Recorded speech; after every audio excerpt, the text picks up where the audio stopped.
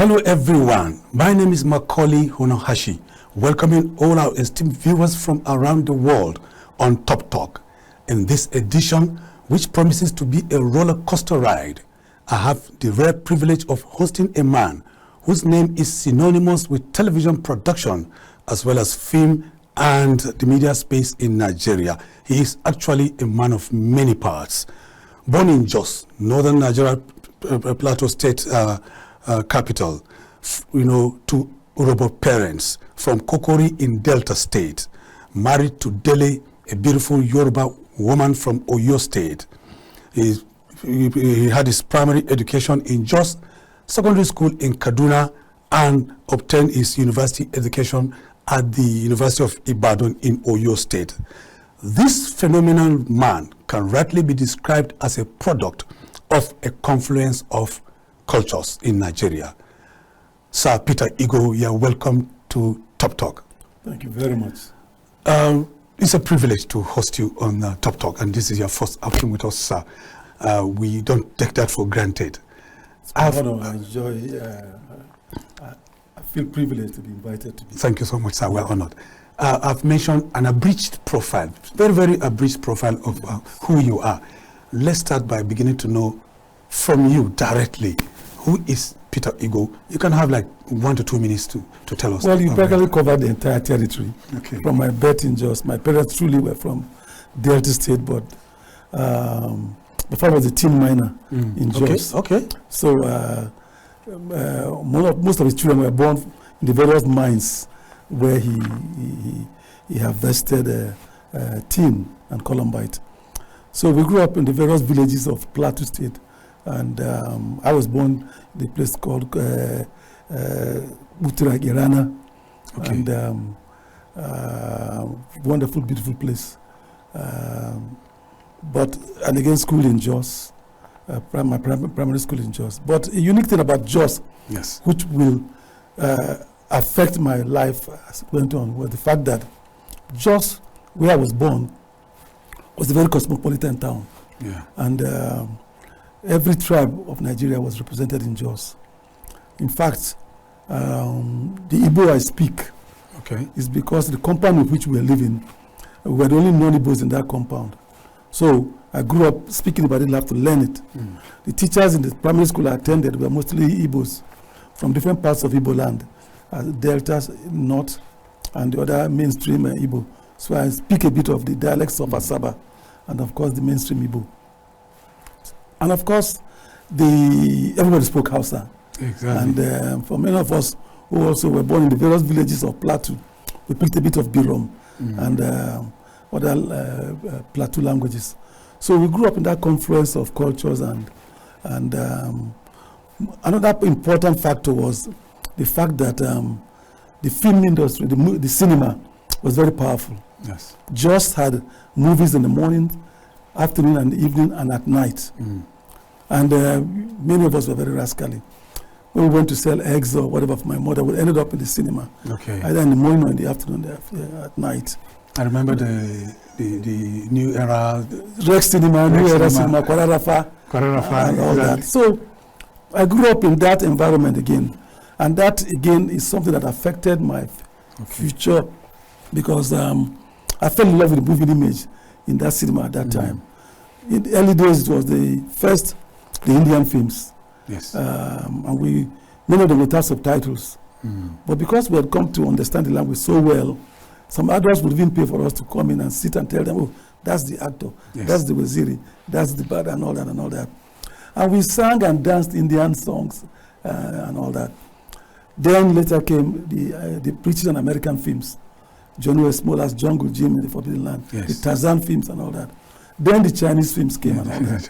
So all this we imbibed, and years later affected my love of the moving image and my love and experiences in television. You know, young people will find it very, very difficult to resonate with what you're talking about because of what obtains today. How do you feel about this transition, would I say, from the convivial, atmosphere that used to obtain with now in Jos in particular? It's a pity, really, because as I was coming here, I met a young chap He's from Anambra State. And then he picked me in his cab. And the moment he saw me, he mentioned my name. Yeah. I said, how do you know me? So I've seen you on television. Yeah. And I said, where are you from? And he said, Anambra. And I spoke Igbo to him, and he said, he was surprised. I said, do you speak Igbo? And I said, yes. He said, from where? And I said, from Jos. But that was how, like I said, life was like in those days. In those days. You grew up amongst each other, and we became one. I recall that when we left school in Jos and went to school in Kaduna, those of us who came from Jos, you dare not touch any one of us because we all fought as Jos boys.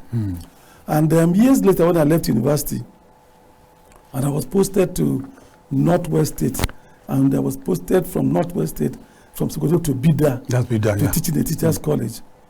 And I had Nupe language, and I said, so those my friends, Dylan, Bulu, and the rest of them, so they have a different place apart from Jos. It didn't occur to me that everyone came from a different place, but they were all meeting in Jos. That was how strong our relationships were. We didn't think of tribe or language or where you came from. We were all Jos people. And later, Kaduna, the same thing and all that. So, but unfortunately, over the years, I don't want to go into politics, but at least politics has come into trying to separate us from who we are. But fundamentally, we're all one. We share the same faith. We enjoy the same things. Our children, you teach them, they bleed, they cry. We're all one. Okay. And that's the message. I grew up imbibing, and I grew up teaching. I still push till date. So, Jos and Kaduna can be said to be having similar ambience, across all strata of life, cosmopolitan, and then, but after that, you had your university education at the University of Ibadan. Yes. How different was it at that time? Well, in terms of the Jos, Kaduna and Ibadan were not much different. Okay. Except in terms of the preponderance of the languages spoken in each of those places. Because they're all big towns, lots of different people from different parts. But Jos was unique in the sense that the coming together of the various people from different backgrounds was more impactful. Maybe because of my growing up, I was more, it impacted on me more. By the time I went to Kaduna for my secondary school, it was almost the same, except that it didn't have that rich combination that we had in Jos. Even in Ibadan, of course, it was more Yoruba than, except for the students that we met with in the university where we met from different parts of the country. But everywhere you went to, it was more Yoruba, the nightclubs, the clubs, the market, and everybody else. But Jos was a little different. In Jos, even when you did the market, you had Igala, you had Nupe, you had Igbo, you had Urobo, and all that. So Jos was still much richer in terms of the confluence of languages and cultures than, but of course in Ibadan and Kaduna, because my classmates came from different parts of the country, again there was a rich variety of experiences and relationships and cultures. Ibadan was, I was much older then in Ibadan, but again, it also showcased in me how one we all were. Because some of us, when I got there, for example, my father was a tin miner, like I said. Yes. And the vicissitudes of the mining business were such that now you have it, now you don't. Now you have it, now you don't. So once in a while, when I got there, money was not coming from home in terms of, even for my accommodations, I was squatting. Okay. And I was squatting with people from different parts of, those I met in the university, from Delta State, whom you know, I grew up at home. Exactly. I grew up, Jos was home. So now meeting people from Delta and from other parts of the country, then the university. In fact, one of my first show of love was a senior who, when he heard I could speak Hausa fluently, I could speak Igbo fluently, and a few languages, and I couldn't speak Yoruba fluently. He said, okay, from now on, I will speak English to you, I'll talk to you only in Yoruba. And he did for a whole year. And whatever I needed, he would give. Whatever I wanted, he would give. He said, but you must speak Yoruba. Maybe that's why I ended up marrying a Yoruba lady in the end. Maybe that's providence. There's another story entirely. But sir, you had your first break at the college, teachers' college in Bida, at in the old northwestern region. Yes. And you were teaching English language and literature, Yes. as well as you were also in charge of the drama society. Yes. Were you prepared? How prepared were you? Were you prepared from the university, your university days? Well, okay, actually, it started from pre-university. Okay. Because while I was in Kaduna, I was a day boy for many years, from Form 1 to Form 4. It was my fifth year that I became a boarder. Okay. Now, in those years I was a day student, I was joining a few people to perform on television. I was going to do programs on television. Okay. I hosted a quiz program for young people, primary schools. And then we had a music program called In the Mood, where we dressed up as artists and sang the songs of those particular artists. In our own case, we were the Beatles. Okay. So we were all dressed completely with the wig and all that, and doing all the Beatles songs. But my love for music started showing from then. And when later they went to report me to the principal that I was going to appear on TV, and the principal summoned me to his office and said, "You like music?" And I said, "Yes." So he bought, he's an Irish priest. Rather than punish me, he said, "Since you like music so much," so he bought music equipment for the school. I said, "Okay, you must learn to play at least 3 of the instruments." So they attached to the police college, the police band, and I learned to play the recorder and to play a bit of the accordion, a bit of the guitar, and a bit of the piano. And then I had a band in the secondary school called the Heart Renders for better was. So, and then just before I left for university, it was all part of encouraging me, because they were reporting me that I was rascally and all that and all that. But he knew I was restless because I had some creativity that was pushing me and all that. Okay. So he then said, "Okay, since you write so well, you're one of the best in your class in English and literature, why don't you organize a drama competition among the houses in my final years?" So I went around, selected all the existing books that were available, published books. And for the 5 houses, I think there were 6 houses, I got 5 books. So I couldn't get a 6th one. So I told the principal, "Look, we don't know what do you say, what do you write? Why don't you write a play?" I said, "Write a play?" He said, "Yes. I mean, from the essays you write, I'm sure you can do some." So I went back. But this was now when I was getting ready to go to university. I think it was my higher school. So I started writing a play for the 6th hall, and as I was writing, I was handing it to them because they were already late. The others were already rehearsing and all that. So in the end, I finished writing, and I had to leave for Ibadan. So while I was there, that the principal called me and said, "Congratulations." I said, "What, sir?" And he said, "Your play was the winning play. We brought people from the American Embassy and from the British Council to adjudicate. And your play was adjudicated as the best." So I said, so I can write. So when I got to UI, that again formed why I did English language and literature, but subsidiary theater arts. And of course, I met with all the Wole Soyinkas and the DTAHs and all the top lecturers of that time. And so that honed my love for drama, stage drama and all that. So by the time I left UI, again, that's another story, because even while in UI, I mentioned that I was sometimes indigent. So I would not attend classes because I would go to town we're going to meet with a few friends, these Lebanese tailors, traders in the market, Dubai market, and buy materials from them on credit. Okay. And then we go from hotel to hotel, selling to the women in those hotels to make money.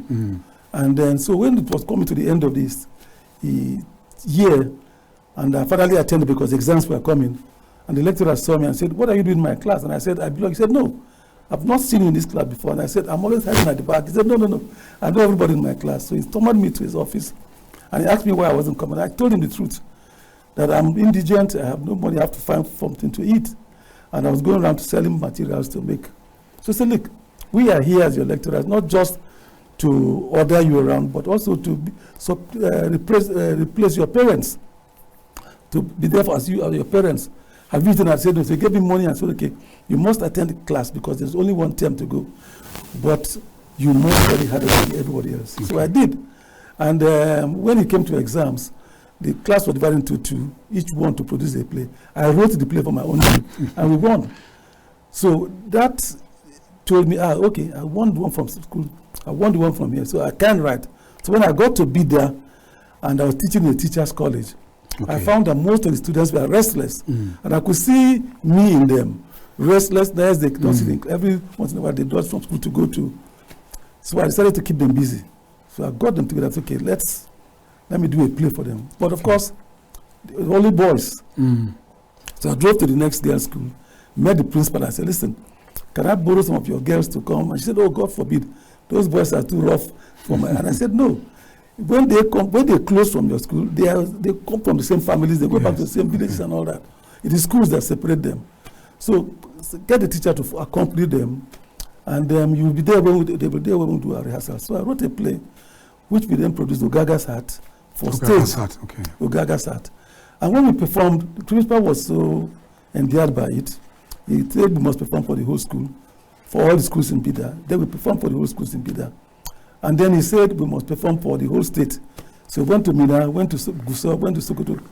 By the time we got to Sokoto, the governor had heard about it, and we had a command performance for the governor. And when he saw it, he chose it as the Northwest State entry for the 1974 Festival of Arts and Culture. Yes.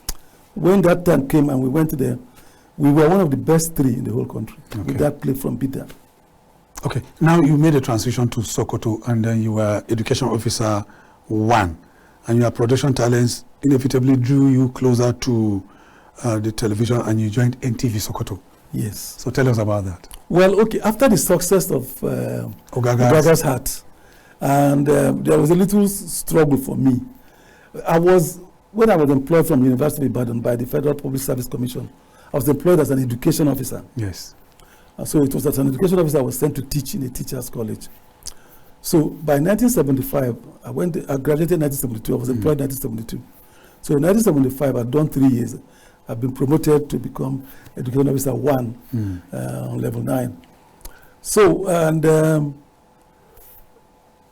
the Ministry of Culture wanted to retain me to leave education and come to culture because of the success of Ogaga's Hat. But education didn't want to release me. But at that same time, information in Sokoto were setting up their own television station, which was NTV Sokoto. So when they asked me to stay in education or stay in culture where there was plenty of money, because they gave a lot of money to us, I decided no, I wanted to be on television. Again, that's why I reminded you about my coming up in Jos, the cinema and all that. Yes. So I wanted to be the place where I would be part of the moving image creation. My brothers and family didn't understand that. They said, look, you went to Lagos with this Ogaga's Hat, you made so much money, they gave you so much money and time. Why go there? What are you going to do in television? After in television, it will only be written, produced by Peter. What is there? Stay where there's money. So we had that argument. And I said, no, I mean, that's what I want to do. So in the end, my father intervened and said, look, let him go to where he wants to go. If someday that same, what you're neglecting, produced and directed by, may not give him the money you think, but it may open more doors for him than even the money. And it may bring him more fame than even the money. So that's how come I chose to go to NTV Sokoto. Okay. As a pioneer member of NTV Sokoto. And of course... That's 1975. 75. Television station started in Sokoto 1975. So we're the pioneer members. And I was employed as the head of drama. I was the only member of the drama department anyway. So I had to set up the department.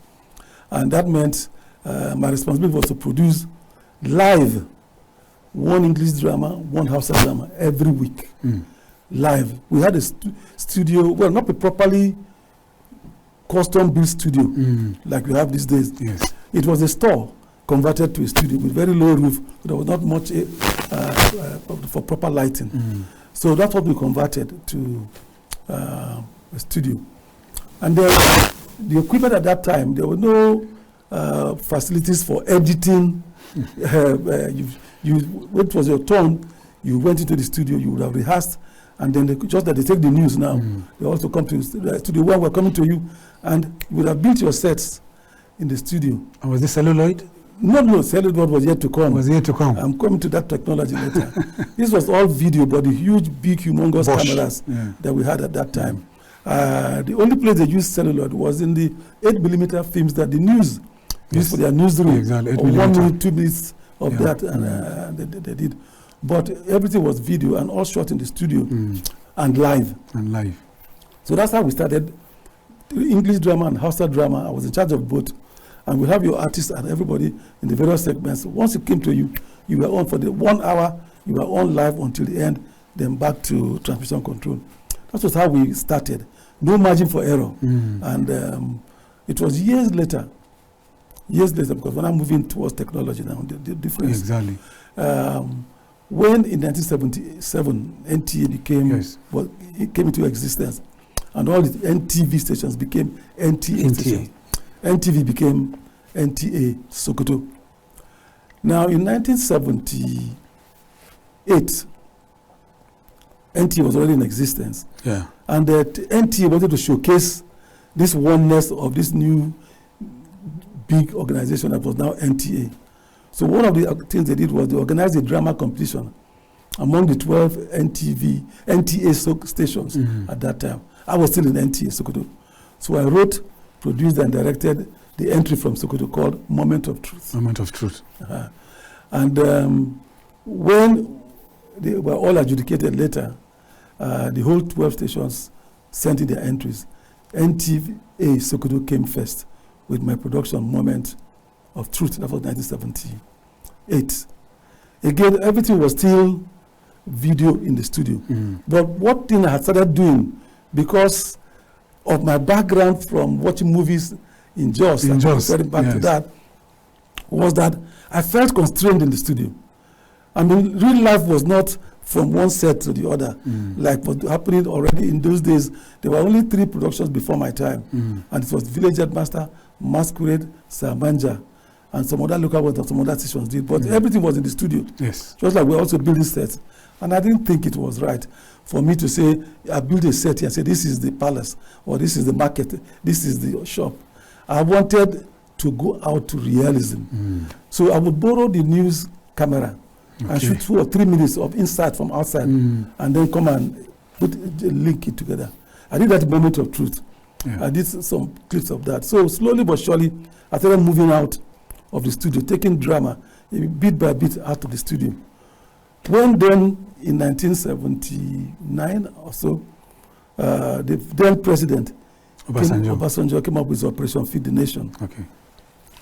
NTA under Maduka, Vincent Maduka, the first Director General of the NTA, had already come up with the idea of doing something different. He had, he was an incredible personality who brought new vistas to broadcasting. He was a brilliant engineer. He knew much about programming. He knew much about news, about marketing. Every group that met with him came away very impressed. When I met him, the first time I said, "Oh my God Almighty, how can God imbibe one person with so much knowledge and passion?" So he really pushed us. Then NTA then decided that to support government endeavors, we should do a program that will help promote Obasanjo's Operation Feed the Nation, agricultural program. So because I had produced the winning entry in that competition from Sokoto, I was now invited to Lagos to put together what became Cockcrow at Dawn. Now Cockcrow at Dawn was the first in many ways. It was the first ever drama series of NTA on the network. It was the first ever drama series shot outside the studio, entirely outside the studio, on location. Because I had to rent houses in Jos, camp my artists there. We're shooting in the farms, we're shooting by the streams, we're shooting. And for the first time, Nigerians saw realism. They saw scenes outside the studio. And that's why I'm credited with inventing moving drama outside the studio from my days in Sokoto. So Kokradon was also the first to have its own specially composed music by Bongo Zukwe. Will he ever get there? Will he ever make it? Will he ever hear the sound of the Cockcrow at Dawn? So that became growing up where it was Bongo's excelled himself in doing that song. So that became a different. And then one other thing that Cockcrow also did was in terms of technology. When we started, because there was no video camera for shooting outside on all the video cameras were the huge ones in the studio. I had to shoot on film, on 16 millimeter. Yeah. So we had to shoot. I had to get a cameraman, Yusuf Mohammed, who was working in the film. Okay, let Yusuf Mohammed. Yes, who had worked in the Fantastic camera. An amazing human. Yes. Who had worked in the, every ministry had a film unit. Film unit, yes. So he was one of those who had been trained by the choirs and grew up with the cine camera. So I brought him to work with me in shooting the first 13 episodes of Cockcrow on film. Now it's difficult for the younger ones, Nollywood and the rest of them, to understand what was happening. Shooting on film meant, one, I don't, as the director, see what I am shooting. In other words, my cameraman loads his film and then he shoots, and I ask him, are you happy? And he tells me yes. But he's happy because of his own composure of technical. In terms of the acting, in terms of the expressions of the actors and the movements, I don't see that apart from what I see outside the camera. So I don't see what the camera has captured. We then had to send the film stock to London because there are no laboratories to process the film. When it gets to London, they process it and send me a report that says quality good. It still doesn't tell me whether the acting was good or whatever. Or this. It is when I finish shooting, then I travel to London, then I sit with the editor, then they process the video. That first time I see what has been shot, that's when I now edit. Now you finish editing with the picture editor, he cuts together the action. But when you're shooting on film, you're shooting sound separate. It's not like now with video where you're recording both sound and picture. As you're shooting on film, with a Bolex machine, you're recording sound separately. Because when you get to your editing in the UK, that you now marry the two, the audio and the picture. It was a tortuous. Yes, it was. So people now producers now cannot understand it. That was what we had to go through for 13 episodes. Okay, sir. You also received a Rockefeller Foundation grant. We'll get to that, but that will be after this short breather. Please be with us, stay with us, we'll be right back.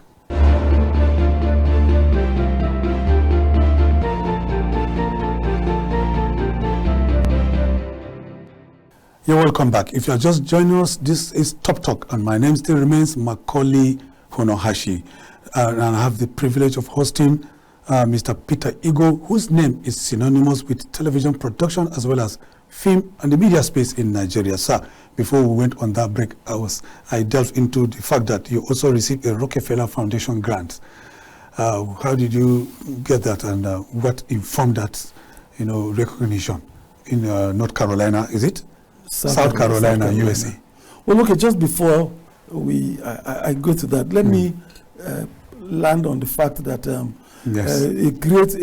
major aspect of production that happened before the South Carolina event. In the sense that after 13 episodes of Cockcrow had done, shooting on film, it was expensive, it was time consuming, it meant so much work for the producer, director, and all that. The NTA, under Maduka again, now calls to say a new technology had just come out. They have come out with a portable video camera that you can now use to shoot on location. Before then, I told you, it was all the huge Emunga was in video. Yes. And if you wanted to shoot outside, it was the cinema film that you use.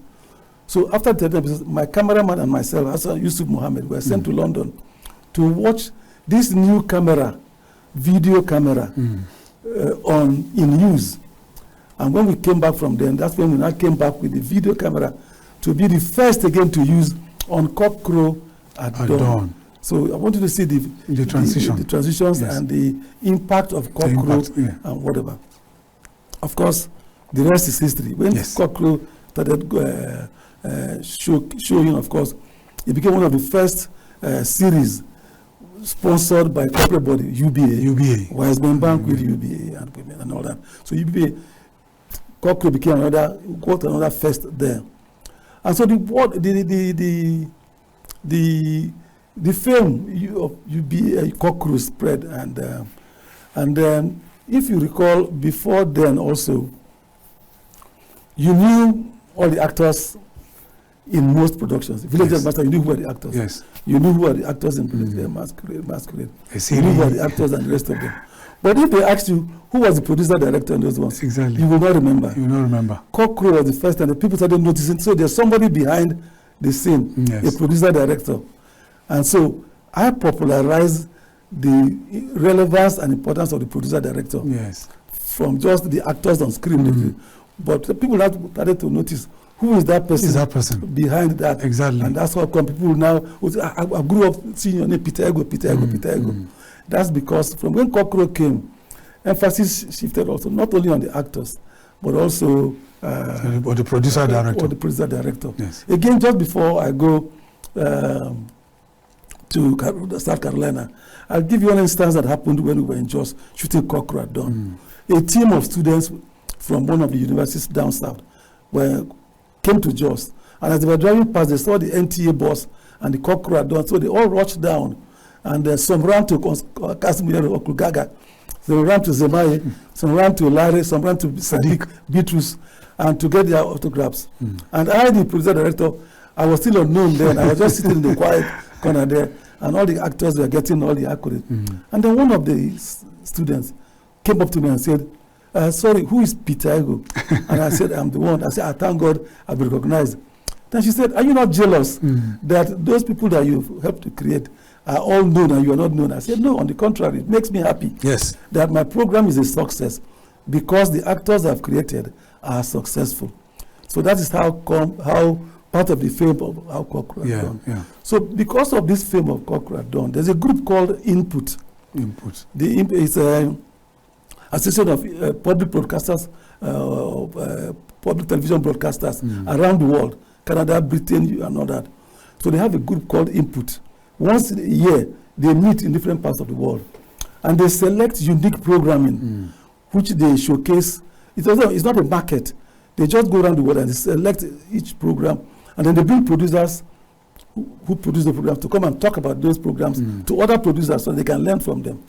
So I was seated one day when they called me and said, Cockroach have been selected for screening in South Carolina. And I, the producer, had been given the Rockefeller grant to come and talk about it to other producers and directors. So that's how come I got to, because Cockroach became a household name. And the popularity had gone beyond our shores to outside this country. And I went to talk about it to my own peers now, other producers and directors. So there are other seminal productions. There are so many. In fact, time will not permit us, but I'll mention a few of them. Mirror in the Sun, Things Fall Apart, New Masquerade, Behind the Clouds. Behind the Clouds, I remember that one too. New Just Camp also. Exactly. New Samanja, AM Express. That one is so present. New Village Headmaster, Tales by Moonlight, which has been rested. I don't know why. Magana Jariche, that is by late. Exactly. Wisdom is an asset. You know, Adventures of Waziri, the Balamila Show, the late Balamila Show in Kaduna, and many others. How does that make you feel? Great. I mean, it's you feel honored that you are associated with all these programs, and it meant a lot of work. It meant a lot of work. So for many people who think that television is just glamour, and they see only the glamour aspect of it, it meant for us a lot of work. And I was happy, as you know, that television is not a one-man business. I was lucky to always have a great team working with me, either as actors or as members of the crew. I always had the luck to assemble together a great team that gave their all to make sure we succeeded. So a lot of all of this is not just Peter Ego. It is because I worked with great teams. And I had great bosses who gave me the opportunity. Maybe we'll talk about that later in terms of opportunities given now to young producers who saw in me a restlessness and they took advantage of. And whatever I suggested, they supported. And so that again is from my bosses, Adama Ogi, Kere Ahmed, Maduka, Dr. Ezekoli, all those, Muhammad Ibrahim, Patkitiohe, Michika, all those who are our bosses, who were not intimidated by our success. Because sometimes that happens. There's a lot of jealousy and they handicap you. But I was lucky. I had wonderful people who looked after us and gave us the opportunity what we did. And I also had the good to promote others. So because I had that, I made sure I kept promoting others. And all these programs you mentioned is because after Cockcrow at dawn, the camp we set up there, we now did behind the clouds there. Behind the clouds, and, yes. Ripples and all that. Another successful. Yes, from the Just camp that I was exactly, there. exactly. Then we then said, okay, many of the, I mentioned village headmasters and mentioned and Masquerade, they were there before my time. Yes. But when I now in 1983 was made the general manager, we decided to put these programs on the network. Exactly. They were all local productions. Lagos in village headmaster, Enugu, Kaduna Samenja. So when I became general manager in 1983, and with Michika as my boss at that time, we decided that why don't we put those lovable programs on the network? So we brought them on the network. That's why they became New Samanja, New Village Masquerade, New Masquerade. Exactly. And then of course we were shortly and zonal productions. Network productions. They became network. Yeah, exactly. On the network. I was general manager, now promoted to general manager on the network. In charge of network programs. Exactly, I remember that. I had gone beyond the local level. Exactly. Now network. And so we started to promote others. I met this young lady one day go for that, and I said, "What do you do?" She said she was going for the rehearsal of a drama series. I said, "Which one is that?" She said, "Mirror and the Sun." So I went to watch it, and I saw what I liked. I liked what I saw. And then when she did the party and came down, I set up a camp for them in Badagry, and then we took over the production and all that. Same we did Magana Jarichi, Adventures of Waziri, all in Kaduna. In Kaduna, we opened our studios in Kaduna. I remember you used to come down, join us. I was in Kaduna then. Okay, Kaduna. So we opened up, then in Enugu we opened a camp there and started producing village Masquerade there. Even village headmaster, we opened a camp in Badagry to begin to produce them. And of course, things fall apart. When I was in school, I read Things Fall Apart in St. John's. Okay, yes. And I remember that my senior then, in Form 3, I was in Form 1. I walked up to him, I said, "Look, you are Okonkwo, you must be Okonkwo." That's Peter Doche. Years later, when we were now going to produce it, I went and dragged him back. I said, "Remember I told you were Okonkwo, and he come and be that Okonkwo." That had become one of his quintessential outings in his brother. So we touched many lives. So you also excelled in the documentary genre. Oh, definitely, yes. After doing all that in drama, I said, I've got tired of everybody says Pitago, Cockcrow. I said, look, let me show that we have all that. So we came up and we did Giant in the Sun. And then later, not in our character. We did Food Basket. We did all that documentary. No Victor, no Vanquished. Yes, in fact, that was when I was general manager in Enugu. I had the chance of meeting with the late Udumegwu Ojukwu, and he invited me through a friend, James Ezeki, to his house for lunch. And it was during that lunch discussion I told him, "Why don't we produce something on the Civil War?" And he said, "No, I'm writing a book." And I said, "Well, most people don't read books these days. Why don't we do that document?" In the end, he accepted. So I called by DG Ben Bruce at that time. I said, "Listen, we can do this." And of course, he supported it. And that became No Victor, No Vanquished. So you've also managed, people. So that makes you a consummate administrator. You have been part of Chogum. You have been part of. Can you mention some of them, sir? Well, because there are many. It's difficult to. I was venue manager for many. Yes, venue manager for many. Stack. Yes. 1977. Yes. A number of us were selected to coordinate and be in charge of the presentations at the various locations. I was at the stadium, and I was one of those where I had many producers and directors under me as we coordinated for First Act 77. And then, of course, many other events came. The sports events, I was venue manager. When Clinton came, I was venue manager here in Abuja. When they're going to have Shogun, I was released to coordinate the audiovisual presentation on stage for the Queen and all other dignitaries of the Commonwealth under the very successful Athena on Shogun. So behind the scene, there are many things that we have coordinated, as of course. But for me, most importantly, is the giving opportunities to young producers to grow, young actors, producers, and the entire gambit of broadcasting, cameramen, makeup, set designers, because it was during the Balamila show, people like Ian Gema and John Johnson became popular. People the set designer. The set designer. Okay, I brought him to the Balamila show, yes, and all that. So that was part of me saying, I don't want to just do drama. Let me do for music what I did for drama. Exactly. So we came with Balamina show, yes, and we did 26 episodes of that. I did part of it in London, and we did some with the Lijaru sisters. The Lijaru sisters. Some at Babot, we did that. And so we did that for music before we went to documentaries. Then we went for children's programming, and of course we had Tales by Moonlight, and which we where we trained many of our producers for shooting on location. John Undansa, Kemo Rakwe, and many of them. I think so. Your very last, production or concept, was it AM Express before you exited? Yes. In 2008. I was sent to Enugu one time, 1997 to, I don't recall the years. Then when I came back to the headquarters, it was Ben Bruce, actually, who came to my office one day and said, look, Peter, I'm tired of this cock-ride-on. Give me a morning show. I said, okay, I'll give you a morning show. So I got my team together. And before then, there were just 2 morning shows that are happening on the local stations. Deladi did one. Did one. Yes. And then, of course, Yinka Craig was doing one on NTA. Morning Ride. Deladi Bako was Morning Ride. Morning Ride. And then Yinka Craig was also doing on NTA. Yes, NTA. And I was in Enugu at that time, but I was sending the materials because I like morning shows. Yes. And I was sending the materials. And so when I came to headquarters, and Ben Bruce challenged me to this, so I sat down and we put together what became AM Express. Again, became a major success. Exactly. Because the whole country was watching. Yes. Because at that time, again, I came up with a new concept that many people didn't think of. I said most of our productions, or most of our presentations on television at that time were stiff.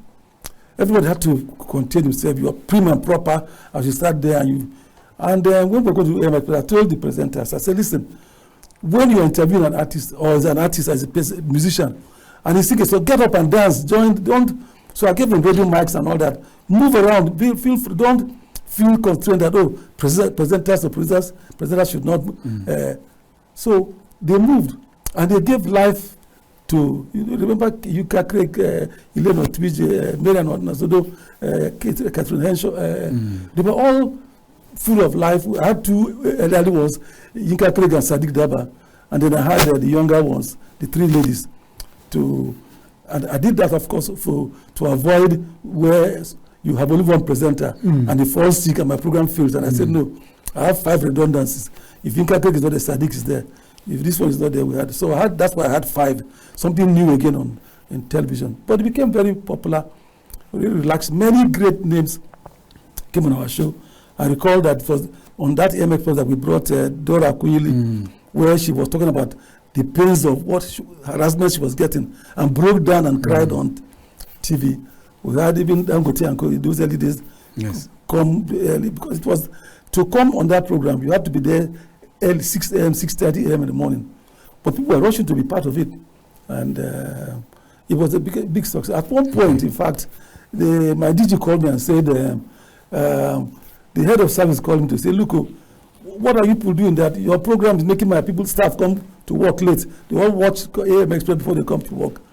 So I had to then put a clock, which we didn't have before, on the set so that you watch and know the time so that you don't go to work late and all that. But it was that successful and impactful. So you belong to a league of people who can rightly call themselves as first in their own calling. When you talk about gospel music, you remember Panam Pasi Paul. When you talk about comedy, you remember somebody like Ali Baba. In television production, definitely there's nobody that is topping the list, that's going to top the list other than you. And I know what drives you is beyond passion. It is called obsession. That's why you've been able to achieve all these feats. Looking back, how would you compare what you used to obtain with now?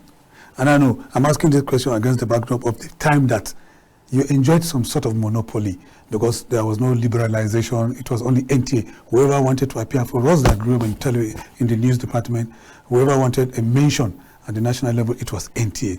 Today you have, many TV stations and there's serious competition. I know you would have survived the murky waters. How would you compare? The question is like intertwined. It's like a double-edged sword. Yeah, I mean, I've been asked that question a number of times. But don't forget, when we started television, like I said, there were 12 NTV stations. Okay, NTV stations. And we were competing against each other. Yes. So there was a lot of competition. I was in Sokoto, And we knew what was happening in Lagos, in Kaduna, and so whenever there was any competition or whatever, it was serious competition who wanted to be the best. You understand? So it's not just that we are monopoly. Okay.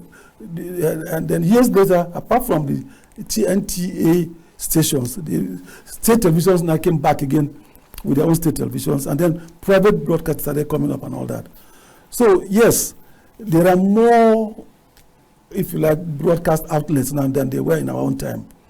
But that didn't stop the fact that we also were competing with each other. I must confess that in spite of the prevalence of TV stations or the preponderance, those productions remain unbeatable. I mean, because they're classics. There are things that remain universal and classic, because if you put in, made them universal truths in terms of in every aspect of that production, then they will last forever. People will remember them forever. They become evergreens and become iconic. And so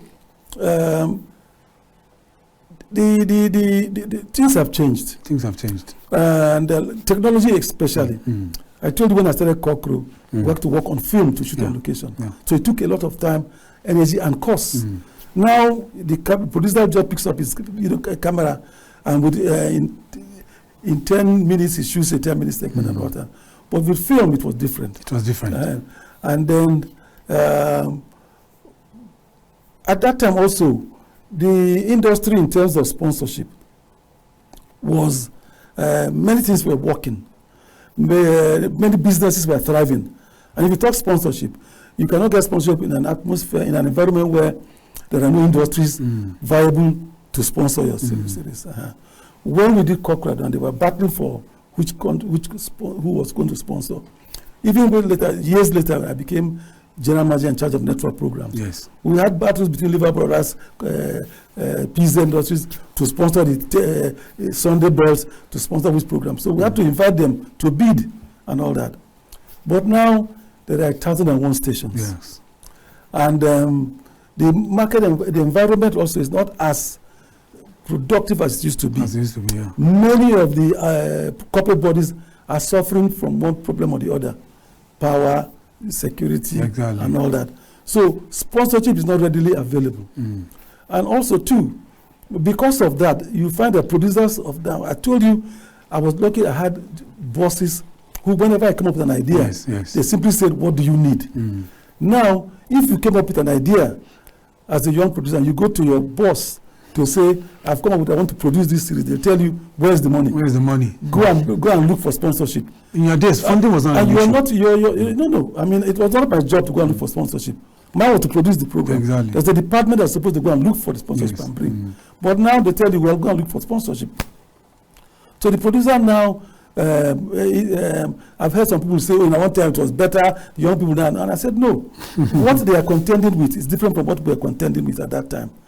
So they have a lot more to fight for. There's the lack of resources. There's the lack of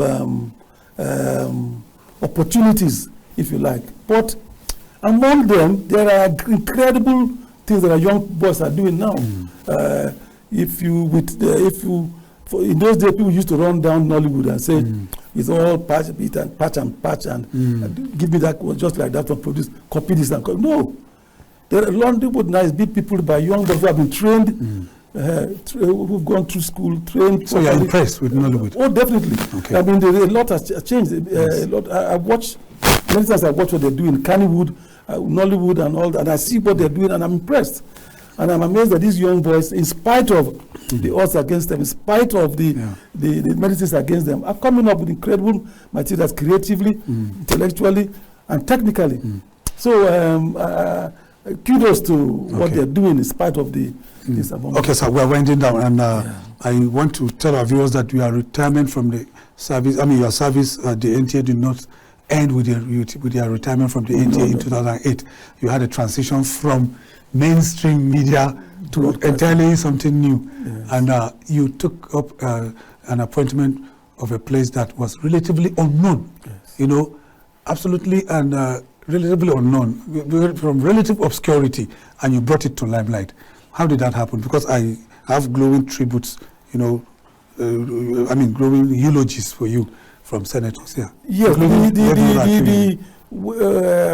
when I left the NTA 2008, actually I had a little medical challenge, and I said, oh, thank God, I'm now going to rest. So I've retired 2008, I was 60, and I said, okay, fine, let me now relax, begin to write my biography. And but the very next year, the then president, Musharraf, sent my name to the National Assembly to appoint me as the director of the Lottery Commission. And I recall that when I went to the National Assembly, because I was screened by a committee set up, and that's what is lottery? What is lottery? Do we have lottery in Nigeria? Exactly. I had to start educating them about the advantage of lottery. Yeah. And they said, is it not things that only people in the no good person should touch? And I said, no. That lottery is a major game of chance that is used all over the world to raise money for good causes. And many countries have used their good causes in many different ways. This was 2009. I told them the 2012 Olympics was going to be sponsored in Britain by the lottery. I told them Great Wall of China was built with lottery money. So I started. I used my media brag when I was up. When I told them all that, it's okay. Let's see what's going to happen. I went to the lottery. There was only 11 staff, room and parlor as office, no budget about that. But if one of my board members said, what kind of useless place did they bring us to? And I said, there's no place that is useless. Yeah, exactly. Don't worry. If you give me your support, I'll make a difference. And truly, within 4 years, I moved them from that room and parlor to 2 floors at Merit House and to their present building where they are now, big building. Within those 4 years, I opened, apart from the room and parlor, I opened over 11 offices around the country. I employed well over 1,500 graduates around the country. And I was using my media background. I was in the news every day, promoting the values of broadcasting, the value of the lottery and what it could do for this nation. And truly, during our time, we ensured that all those 419 that some of the organizers were doing, where they promised one thing and defraud them, we policed it well and ensured that there was integrity and that was transparency. And that really made people begin to understand that this is something for good. And before I left, I think I left over 3.2 billion in government coffers as for good causes. So wherever you push me to, I go in there with all my soul and my heart and put my heart and soul to ensure that it works. And I'm glad to say that at least when I left, I succeeded as far as I could go. Sir Peter, you at over 70, I know you are fulfilled. 76. 76, you are fulfilled. I am. I thank God for. I know you are you are brimful of hope for Nigeria. Where do you see Nigeria in the next 5 years or 10 years? Let's have some milestones. Well, I'm the quintessential optimist. Okay. I always look on the better side of things. I never let anything negative drag me back. And I see a better future for us. But I believe that will come when all of us pull together. In other words, wherever you are, whatever you do, if you put your heart and soul on, do it with all integrity, with all transparency, with all your soul, and then reach out to others and spread that goodwill to others, this country will be a better place. Okay. If not only when we sit and point fingers, let us start with ourselves.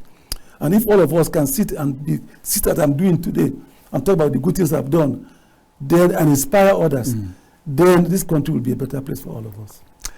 Well, sir, there is so much to talk about. You will be expecting a book anytime soon. I'm working on it. Okay, he's working on his book, so get ready to read his memo. And on this note, this is how far we can draw the curtain on the program.